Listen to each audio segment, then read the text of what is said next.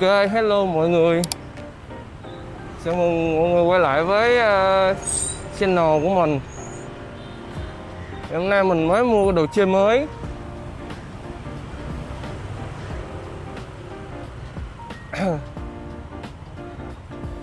Thì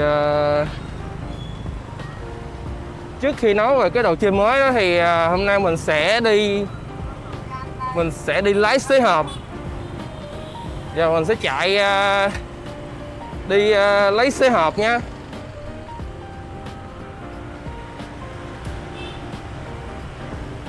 Xíu nữa cuối clip thì mình sẽ review, mình sẽ cho mọi người xem xế hộp sao.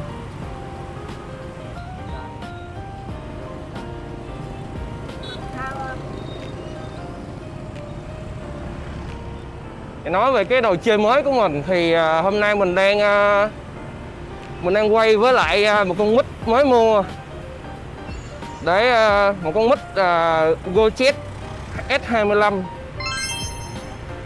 để coi là cái chất lượng lọc âm thanh với lại thu âm nó khác một với lại mình xài mic của điện thoại thông thường không. Thường thì mic của điện thoại thông thường mình quay thì mình sẽ phải về mình hậu kỳ sao mình sẽ lọc bớt âm này kia. Cái con mic này thì nó mang lại cái độ chuẩn của cái âm thanh nó thu vô như thế nào. Thì mình đang sử dụng cái chế độ gọi là thu âm thường. Nó có tới 3 chế độ. Thì 3 chế độ là thường lọc âm AI và lọc âm tự nhiên.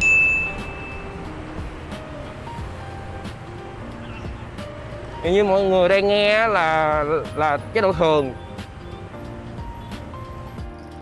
Rồi thì mình mới chuyển sang chế độ lọc âm tự nhiên. Thì cái chế độ này là cái chế độ mà mình đang muốn quay nhất. Chế độ này thì nó sẽ gọi là cho mọi người cái âm thanh nó sẽ chống ồn một phần, nhưng vẫn giữ lại những cái tiếng xe bên ngoài. Còn cái lọc âm AI á, là dành cho mọi người mà kiểu livestream bán hàng á, mọi người cần là chỉ focus vào cái giọng nói của mọi người thôi, thì nó sẽ lọc hết tất cả cái tập âm luôn á. Nó chỉ giữ lại cái giọng nói của mọi người ở tinh chỉnh là cho chuẩn. Thì mình nghe nói á, là cái thằng S24 Ultra, cái đời trước, cái đời mình mua á, giống như là nó có chế độ đó, nhưng mà nó giống như kiểu là chưa có kiểu tối ưu lắm. Tại vì nó lọc âm, nó lọc cái tập âm á, thì mọi người sẽ bị méo giọng. Cái giọng mọi người sẽ bị gọi là kiểu bị méo đi á, nó không có chuẩn cái câu từ mọi người nói ra. Còn cái này nó sẽ cải thiện hơn, nhưng mà mình coi đánh giá của một số anh chị reviewer á, thì mình thấy là nó vẫn bị méo, chỉ là nó méo ít hơn thôi. Ví dụ như hồi trước nó méo 20% thì giờ nó sẽ méo 10%, nó đỡ hơn. Tại vì AI thì giờ nó sẽ gọi là giống như là nó sẽ thu cái đoạn test của mọi người nói, xong cái nó tinh chỉnh lại cho chuẩn thôi. Thì cái mic này á là thường thì nếu mà mình chạy mình quay vlog, mình quay trên cái góc POV nè, thì cái điện thoại á, nó ngay ngực mình rồi, mình cũng không cần mua cái mic này kia nữa. Thì mình muốn gọi là quay những cái góc khác nó đa dạng hơn. Ví dụ như là bây giờ mình quay cái vlog, mình quay nhiều cái chuyển cảnh khác nhau nè, mình quay các thứ giữa một điện thoại á, mình quay các thứ cảnh rồi góc quay rồi theo kịch bản này kia đồ á, thì cần mình phải thấy mình phải đứng xa cái điện thoại ra. Thì lúc đó là nếu mình đứng xa rồi thì mình nói đâu có thu vô được cái lúc mình quay bằng cái điện thoại đâu. Thì do đó là mình phải một cái mic để mình hỗ trợ cái việc đó. Chứ thực chất thì nếu mà mình không có mic á, thì mình nói như vậy, cái điện thoại nó trước mặt mình á thì cái thu âm rất là tốt nha. Thu âm của điện thoại rất là tốt. Giờ là mình hậu kỳ mình tinh chỉnh là cái giọng mình nó như là mấy clip mà mấy bạn coi trong cái kênh mình là clip trước á, những cái clip ở trước các bạn coi là đều bằng thu âm bằng cái điện thoại hết, không có mic, không có gì hết, khá là ok, khá là ngon rồi. Tại vì micro của điện thoại á, là cũng là một cái gì đó rất là ngon. Có nhiều người quay sản phẩm hay là làm vlog hay này kia là đều lấy cái gì mà mic thắt đinh á, rồi lấy cái điện thoại ghi âm luôn, làm cái mic thứ hai dự phòng luôn mà vẫn được luôn. Đấy, bây giờ thì mình chạy lên cầu, mình sẽ test cái độ gió khi mà nó vô cái mic này nó sẽ như thế nào. Mình sẽ cái đoạn nào mình sẽ có thể mình sẽ về mình sẽ để mình không hậu kỳ luôn để coi là cái lượng gió mà khi mà mọi người lên cầu á nó thu vô cái mic này nè, nó sẽ gọi là nó mất tiếng hay không, hay là gió lớn thì mọi người cần phải tinh chỉnh tiếng lại để cho nó nghe rõ.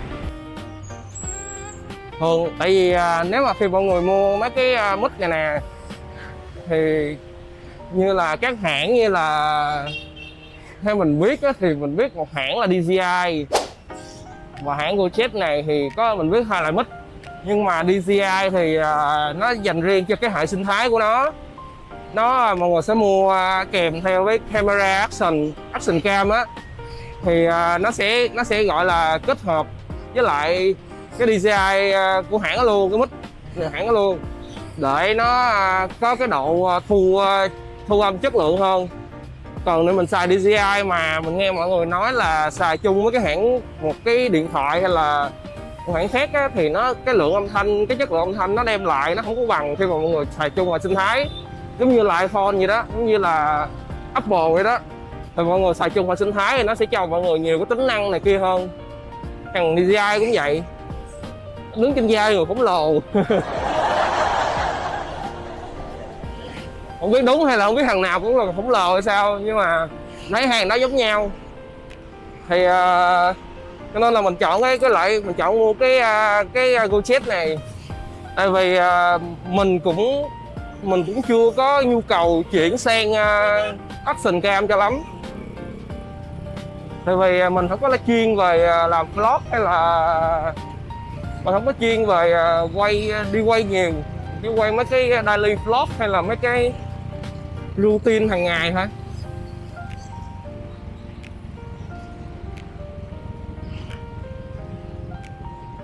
Nên là mình thấy cái điện thoại này là nó đủ nhu cầu rồi, khỏi cần phải tốn chi phí để phát sinh thêm nữa.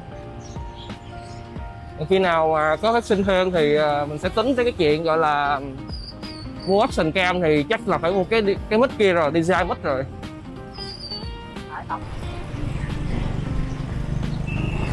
Nãy giờ là gió trên cái đường này nó cũng ào ào luôn á.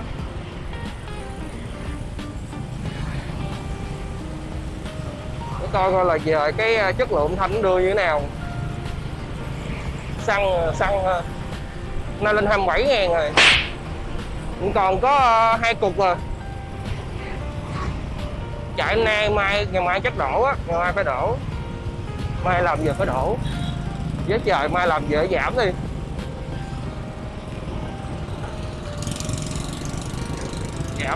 Giảm còn 24 mấy được rồi, chắc không nổi đâu. Bữa mình đu đỉnh được một lần, đu đỉnh hồi 30 31 gì á, đu được một lần đó. Như là đặt chung với chúng ta.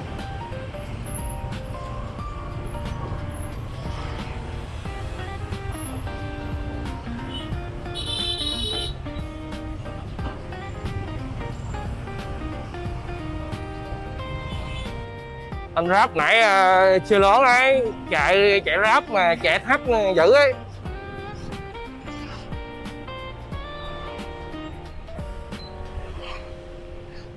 Có thể là sáng nay ảnh có mua xe điện nhưng mà ảnh sạc chưa có kịp, lấy thắt chạy đỡ nửa buổi.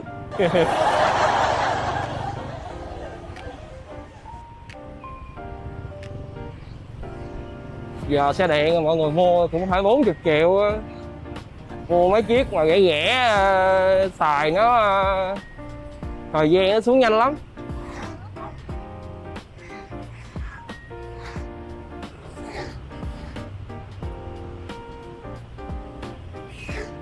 Mình thấy mua xe điện là ai mà bị OCD là cái cục pin nó dễ nhanh bị gọi là hao mòn ha. Tại vì cứ thấy lưng pin vô cỡ nửa bình hay là còn 30-40% gì đó đè cả sạc. Thì cái đè cả sạc cái nó không có gọi là kêu là nó không có tẩy pin á, nó không có gọi là mọi người phải xả pin chứ, xả hết cái dòng điện cũ đi ở trong cục pin, mọi người sạc lại cái mới cho nó đạt tới cái gọi là hết điện luôn á, không á, xong có người sạc lại. Điện thoại thì mình cũng hay sạc vậy, nhưng mà giờ thì vẫn xuống 80 mấy % rồi. Xài cũng bao nhiêu ta, mua từ lúc mà nó hồi 8 tháng 3 mà cái năm mà nó ra, sau khi nó ra iPhone 14 là cuối tháng 9 thì có đầu tháng 3 năm sau mình mua.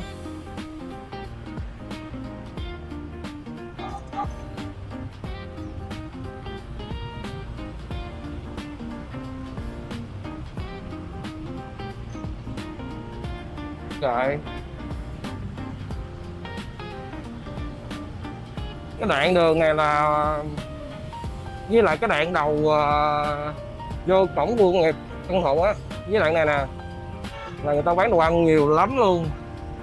Nhưng mà mình có một cái gọi là cái này là nhận thức suy nghĩ ý kiến cá nhân thôi nha, là mình thấy đồ ăn nó bày ra giữa đường, mà cái đó thì giữa đường chuyện bình thường đi, nhưng mà đường này là container nó chạy nhiều, xe cộ chạy nhiều, cực kỳ bụi luôn.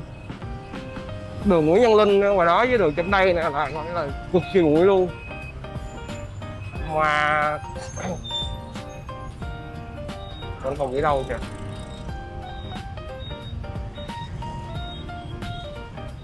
Mà mọi người bày bán ra vừa trước thì xe công nó chạy ngang á, nó phất một cái làn bụi vô cái thôi là mình cũng hơi gọi là ngại, nên là thường thì mình sẽ không mua ăn ở gần ở cái mé này. Nếu mình ăn chạy thẳng luôn, thẳng cái đường nãy là đường Quỳnh Trấn Phát, cái mình sẽ chạy thẳng luôn, chạy thẳng luôn mua vòng phút dưới. Nay là đô thị cũng dẹp cái khu này nè, dẹp bớt rồi, không cho ai bán á, đô thị đã dẹp bớt rồi. Bình thường là mọi người sẽ bán đông lắm, chung có đông lắm, nay đô thị dẹp bớt rồi.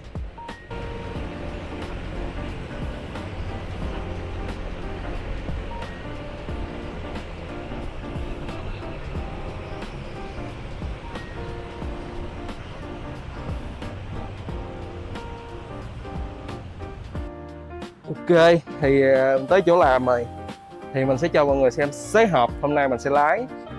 Đây, ủa, từ he xế hộp.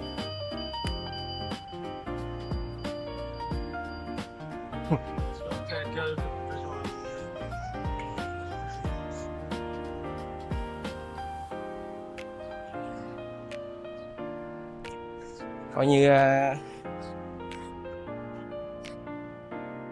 mua trước để lấy vía, nốt có tiền sẽ mua con bự hơn sau. Honda Civic Type RS.